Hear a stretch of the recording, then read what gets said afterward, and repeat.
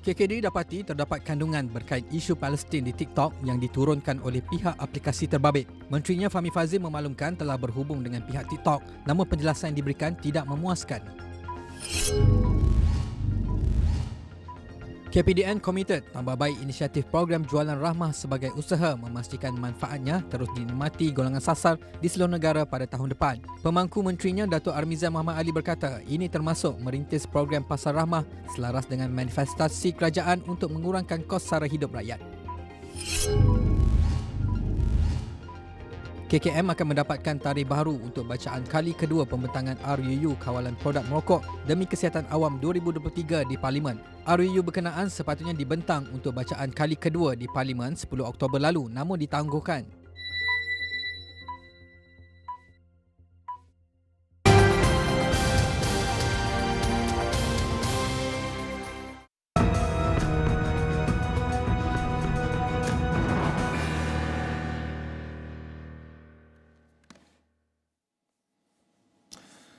Assalamualaikum dan salam sejahtera. Saya Luqman Haris. Anda sedang menonton Fokus minggu depan di mana seperti biasa kita membincangkan dan menceritakan isu-isu yang dijangka akan mendominasi berita sepanjang minggu depan. Antara isu yang malang ni kita jangka akan terus dilaporkan sepanjang minggu depan adalah perang Palestin-Israel di mana serangan rejim Zionis masih lagi rancak berlaku di Gaza. Dan yang terbaru, Israel meneruskan serangannya di Gaza.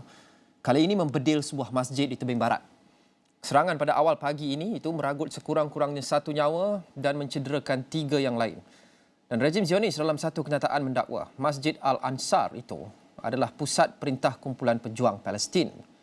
Mereka mendakwa maklumat risikan mengesahkan serangan itu berjaya membunuh pihak yang mengatur serangan pada 7 Oktober lepas. Pengarah pasukan Palang Merah di Jenin, Mahmud Al-Saadi memaklumkan pihaknya telah mengerahkan pasukan perubatan ke lokasi kejadian. Sekurang-kurangnya 84 penduduk Palestin di wilayah itu maut di tangan tentera Israel sejak peperangan bermula pada awal bulan ini.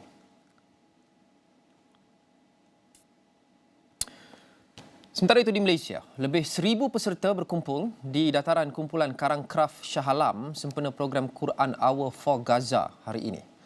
Program berinteraksi dengan Al-Quran itu disiarkan secara langsung di media sosial demi solidariti bersama rakyat Palestin selain memberikan pendedahan kepada orang ramai mengenai konflik di semenanjung Gaza. Dalam pada itu, Ketua Pegawai Penyelidik Yayasan Warisan Ummah Ikhlas atau WUIF, Fazrul Ismail, turut menyeru rakyat Malaysia terutamanya umat Islam supaya tidak putus berdoa untuk rakyat Palestin yang sedang menderita akibat serangan Israel. Kita melihat kepada berita-berita yang amat menyayat hati tetapi kita yakinlah bahawa sebenarnya Allah tidak biarkan. Ketika ada perkataan-perkataan dalam hati merasakan bilakah pertolongan daripada Allah Subhanahu Wa Taala, ada sahabat yang bertanya pada Nabi sallallahu alaihi wasallam. Dijawab dengan pertolongan Allah itu amat dekat. Tahan sekejap. Kita berusaha betul-betul. Kita tenangkan untuk menang. Kita bersatu dengan kalimah Allah Subhanahu Wa Taala. Moga-moga Allah akan membantu sahabat-sahabat kita. Dan rupa-rupanya sahabat itu bukan jauh di Gaza sana, tapi sahabat di kiri kanan kita. Kitalah Gaza.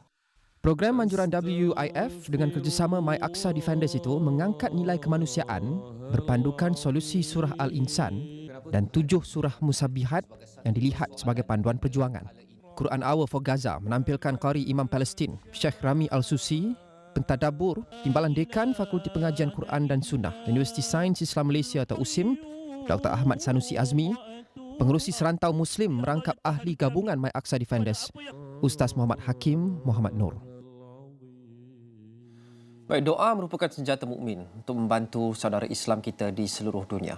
Tapi mungkin bagi yang lebih mampu, mereka mungkin memberikan sumbangan dalam bentuk barangan atau wang atau mengerahkan tenaga untuk membantu menyampaikan bantuan ke Gaza. Dan baru ini akhirnya sempadan di Rafah, iaitu sempadan antara Palestin, Gaza dan juga Mesir telah pun dibuka untuk membenarkan bantuan kemanusiaan disampaikan kepada penduduk yang terperangkap di sana sejak sekian lama.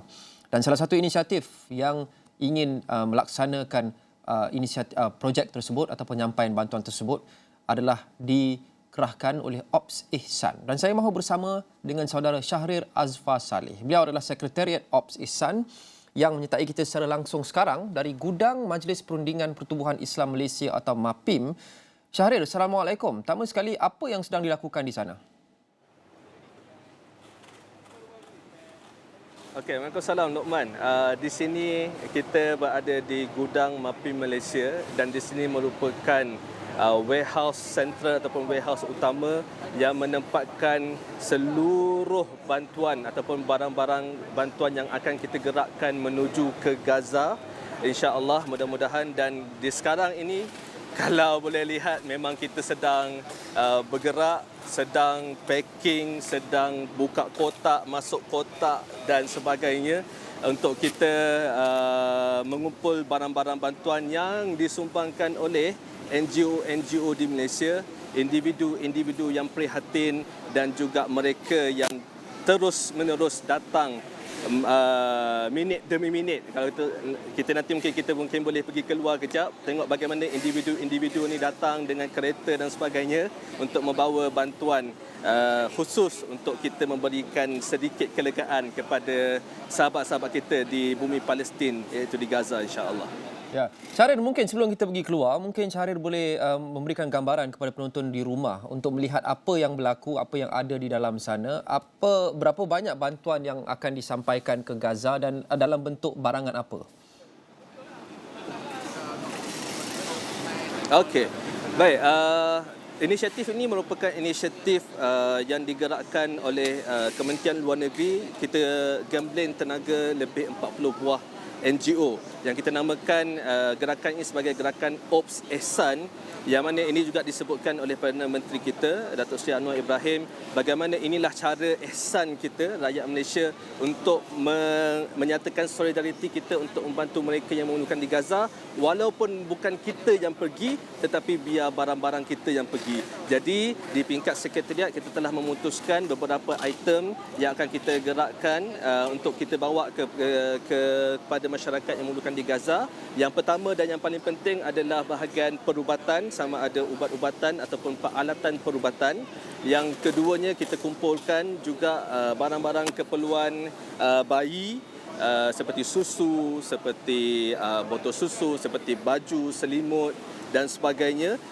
Kemudian kita ada food item seperti canned food, kita ada ready to eat food, dan kita kumpulkan juga non-food items seperti khemah, seperti lampu solar, seperti sleeping bag dan sebagainya. Ini semua merupakan satu gerak kerja yang kita gembleng seluruh tenaga rakyat Malaysia yang prihatin dan ingin menyatakan solidariti dalam bentuk yang pelbagai. Kita dapat lihat, kita bermula, gudang ini bermula pada hari semalam, hari Sabtu, dan sehingga pada waktu ini, Luqman, kita hampir berjaya mengumpulkan 40 tan barang sehingga pada waktu ini, insya-Allah. Mungkin nanti boleh rujuk kepada dashboard yang kita ada pada waktu ini. Ini tidak live, tetapi saya difahamkan oleh sekretariat sehingga pada waktu sekarang kita telah berjaya hampir mengumpulkan 40 tan, di mana jumlah sumbangan lebih kurang 1.2 ataupun 1.5 juta pada waktu ini. Ini semua adalah gerak kerja daripada rakyat Malaysia yang memberikan sokongan kepada usaha pengumpulan barang-barang bantuan ini yang akan kita salurkan kepada masyarakat yang memerlukan di Gaza, insya-Allah. Baik. Syahrir, boleh bawa kami melihat dalam itu dengan lebih mendalam dan juga lebih kita mahu lihat skala pemberian, skala item-item yang ingin diangkut ke Gaza. Jadi boleh tunjukkan kepada kami dan juga penonton di rumah. Okey, mari kita pergi dulu kepada rakan-rakan ikon kita yang berada juga turut bersama dengan kita pada kali ini. Puan Dahlia Syazwan dan juga Puan Mia Zulkifli hadir menyatakan solidariti untuk sama-sama menjadi volunteer mengumpulkan barang. This is basically kita repacking semula barang bantuan yang telah kita sorting dan sebagainya. Kita repack semula kepada kotak ini yang memberi mesej yang jelas bahawa inilah mesej yang kita bawakan bahawa daripada rakyat Malaysia, kemanusiaan, bantuan kemanusiaan yang kita nak hantar kepada rakyat Palestin di Gaza, dan kawasan ini adalah kawasan keperluan bayi yang yang sedang kita sort. Dan mari kita berjalan lebih jauh sikit. Kita ada baby food di sini yang disumbangkan oleh Meal for Musfirah. Ini salah satu daripada gerak kerja rakan-rakan individu. Kita ada penyumbang, ini yang paling banyak juga, penyumbang kepada susu tepung bayi yang antara keperluan yang juga besar kepada bayi-bayi di Gaza. Jadi kalau boleh lihat kotak-kotak yang telah kita ini antara kotak yang finalize. Maksudnya kita telah finalkan apa barang di dalamnya, yang ini adalah keperluan bayi, baby wipes dan juga bahan-bahan lain yang telah kita sort dan telah kita finalkan. Kita kumpulkan datanya dan akhirnya data itu kita masuk ke dalam live data yang kita tunjukkan sebentar tadi. Boleh kita jalan lagi? Boleh. Okey, saya tunjukkan kepada teman-teman dan rakan-rakan. Boleh ya? Ini antara sukarelawan-sukarelawan kita, rakan-rakan daripada NGO Cinta Syria Malaysia, rakan-rakan NGO daripada Halwan yang turut sama bersolidariiti, mengerah tenaga untuk memastikan barang-barang ini dapat disorting. Okey, di sini merupakan kawasan receiving. Maksudnya kita receive barang daripada penyumbang, dan di sini juga para sukarelawan akan pecahkan barang-barang yang diterima kepada 4 departmen, iaitu non-food item, food item, barang keperluan bayi dan juga medical. Jadi daripada sini mereka akan sorting dan mereka akan bawa ke departmen-departmen yang telah kita tetapkan. Okey. Salam. Okey. Jadi kalau saya boleh tunjukkan juga, di sini adalah sebahagian daripada diapers ataupun lampin bayi, lampin pakai buang. Yang ini sebahagian sahaja sebenarnya. Kita ada satu kontena 40 kaki yang penuh dengan lampin bayi pakai buang. Takjub saya bagaimana masyarakat Malaysia ni berpusu-pusu, bersungguh-sungguh. Bayi ini merupakan satu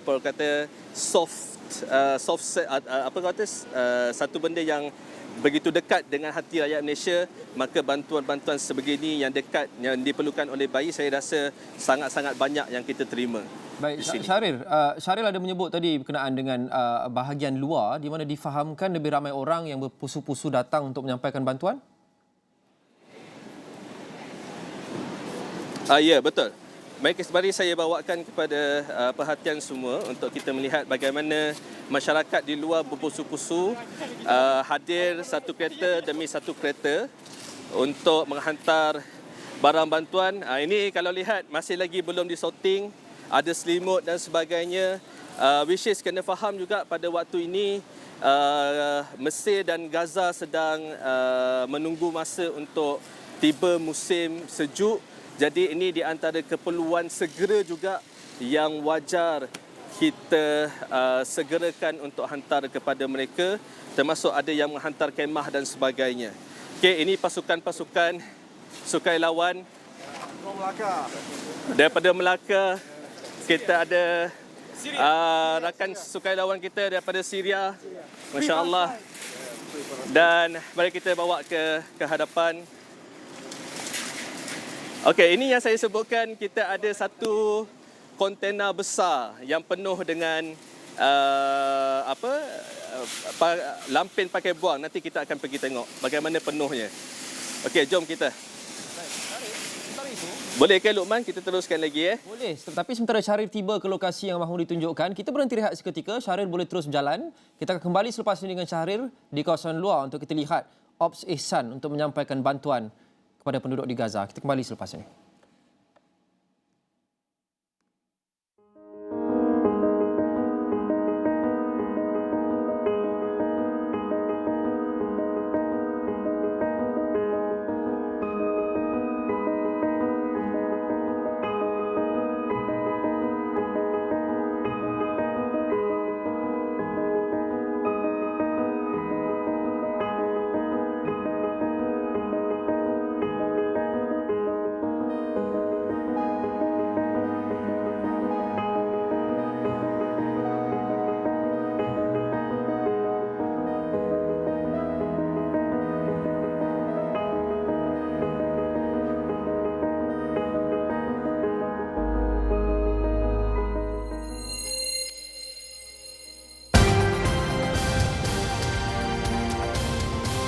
Tunggu kembali dalam Fokus minggu depan. Saya mahu terus saja menyambung lintas langsung kami bersama dengan saudara Syahrir Azfa Saleh, Sekretariat Ops Ihsan di gudang MAPIM yang berada di Dengkil, di mana ketika ini usaha sedang digerakkan untuk menghantar bantuan kemanusiaan ke penduduk di Gaza. Syahrir, apa yang sedang berlaku di bahagian luar pula? Okey, Saudara Luqman, kita kini berada di luar gudang Central Warehouse MAPIM Malaysia dan kita ucapkan jutaan terima kasih kepada MAPIM yang memberikan ruang untuk kegunaan kita mengumpulkan lebih 40 tan sekarang ni. Saya tak pasti sehingga malam ni mungkin boleh mencapai 50 tan, wallahu alam. Tapi kita ucapkan terima kasih banyak kepada MAPIM yang memberikan ruang ini. Dan kalau kita boleh lihat di belakang ni, ini salah seorang ataupun penyumbang daripada publik, orang awam yang bersolidariti bersama-sama untuk menyampaikan juga bantuan kepada mereka yang memerlukan di Gaza. Terima kasih banyak kepada penyumbang-penyumbang yang turut menyampaikan, turut berkongsi rasa dengan masyarakat-masyarakat di Gaza dengan memberikan bantuan berterusan. Maksudnya minit demi minit akan ada kereta-kereta yang akan datang bersama untuk menghantar bantuan kemanusiaan di gudang warehouse ini. Okey, kalau tengok di sini kita ada central kitchen juga yang digunakan untuk kita memasak kepada volunteer-volunteer yang bertugas sepanjang di warehouse ini. Cuma sekarang masih dalam proses berehat untuk menguruskan cuci dan sebagainya. Dan nanti kita kalau ada proses memasak, kita akan go untuk tengok sini bagaimana proses memasak tersebut. Okey, mari. Tadi saya sebutkan tentang 40 kaki kontena yang penuh dengan lampin pakai buang. Jom kita tengok. Sementara itu, Okey. Saya kenalkan Saudara Yusof. Ini chip kita. Ya, teruskan Syahrir. Ya, Tuan Luqman. Okey. Kita teruskan ke kontena 40 kaki.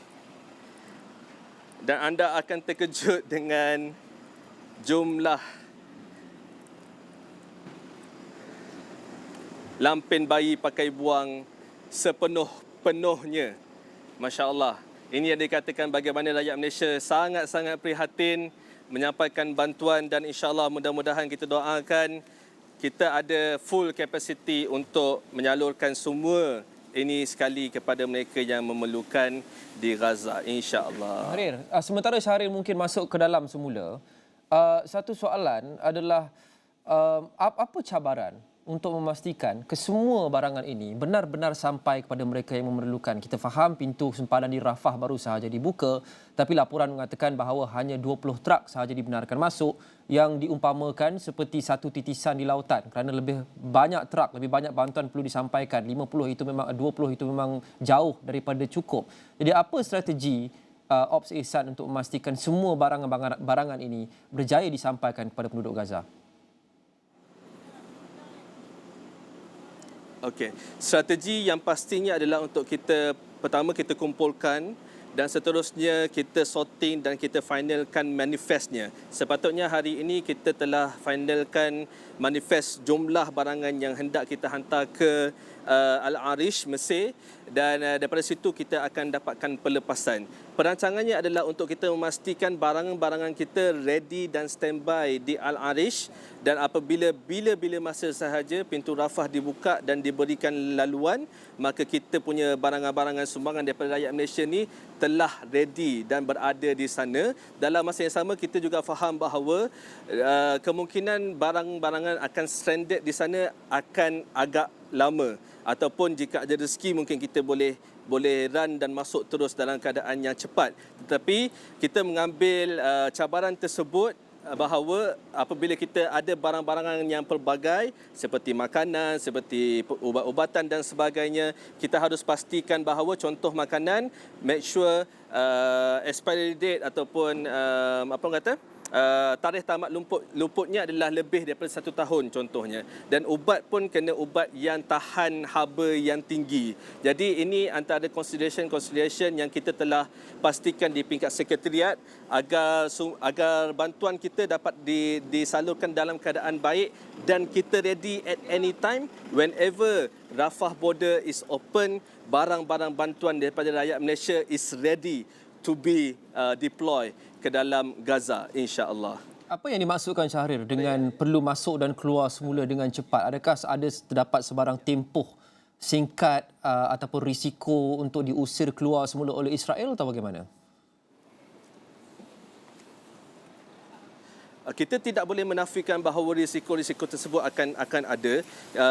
Sementara itu saya sebutkan bahawa sekretariat Ops Ehsan ini ada wakil kita yang sedang berada di Mesir pada waktu ini yang sedang bernegosiasi perihal kemasukan bantuan kemanusiaan daripada Malaysia ini. Jadi saya kira cabarannya pasti ada, dan beliau juga ada menyebutkan bahawa pada hari Jumaat sepatutnya Rafah crossing buka, tetapi akhirnya menerima khabar yang duka, maksudnya Rafah border tutup, dan semalam juga dimaklumkan bahawa Rafah border buka tetapi hanya dibenarkan hanya 20 lori sahaja. Jadi perkara-perkara begini begitu dinamik dalam usaha-usaha bantuan kemanusiaan. Namun begitu kita tidak boleh mengatakan bahawa meletakkan perkara ini sebagai satu cabaran yang besar sehingga kita tak buat apa-apa. Jadi we have to be ready at any time possible. If the time come, the waktu yang tepat, di tempat yang tepat, insya-Allah bantuan-bantuan ini kita ready, telah berada di sana, dan insya-Allah all the way kita akan masukkan ke dalam, dan pastinya ia melibatkan keterlibatan ataupun engagement Malaysia dengan entiti yang very strong di Egypt untuk memastikan urusan-urusan bantuan ini dapat dimasukkan ke Gaza dengan baik tanpa sebarang masalah, insya-Allah.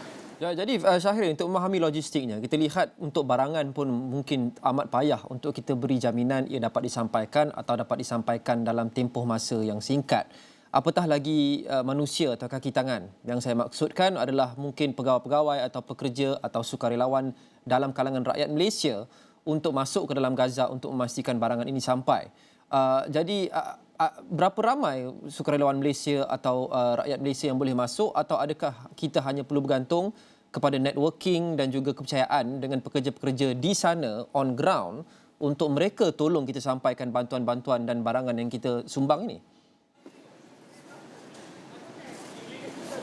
Okey, baik. Sehingga pada waktu ini perbincangan dan juga dealing yang kita lakukan adalah hanya untuk memastikan barangan-barangan yang kita bawa di Mesir ini dapat dimasukkan ke dalam Gaza tanpa ada personel ataupun tanpa ada relawan daripada kita untuk masuk. Namun begitu, kita tidak menolak kemungkinan sekiranya ada ruang untuk pada petugas kemanusiaan untuk sama-sama menghantar bantuan ataupun kita sebut sebagai monitoring penghantaran bantuan ke dalam Gaza, maka kita tidak menolak ada kemungkinan tersebut untuk kita gerakkan kita punya petugas relawan. Namun begitu, dalam keadaan konflik ataupun peperangan yang masih lagi panas pada waktu ini, di peringkat kerajaan Malaysia juga telah menasihatkan bahawa tidak ada sebarang pergerakan yang dinasihatkan tidak masuk ke dalam Gaza pada waktu ini. Namun begitu, kita tidak menolak kemungkinan pada masa-masa akan datang ketika waktu mungkin sudah sedikit tenang, ada kemungkinan dan juga ruang untuk kita menghantar sendiri bantuan daripada tangan kita kepada rakyat Gaza secara terus. Baik, Syahrir, secara ringkas, soalan terakhirnya adalah bagi mereka yang menonton di luar sana, apa yang mereka boleh lakukan untuk bantu? Kita faham barangan, setengah barangan sudah begitu banyak seperti lampin dan sebagainya. Apa lagi barang yang mungkin kekurangan untuk yang boleh disumbangkan oleh rakyat Malaysia, atau adakah mungkin Ops Ehsan lebih memerlukan dana atau wang dan sebagainya? Jadi apa yang boleh membantu? Okey. Pastinya pada waktu ini apabila kita menjalankan Ops Ihsan ini, kita telah melihat keperluan-keperluan yang telah disampaikan. Namun begitu ada sedikit kekurangan dari sudut keperluan perubatan.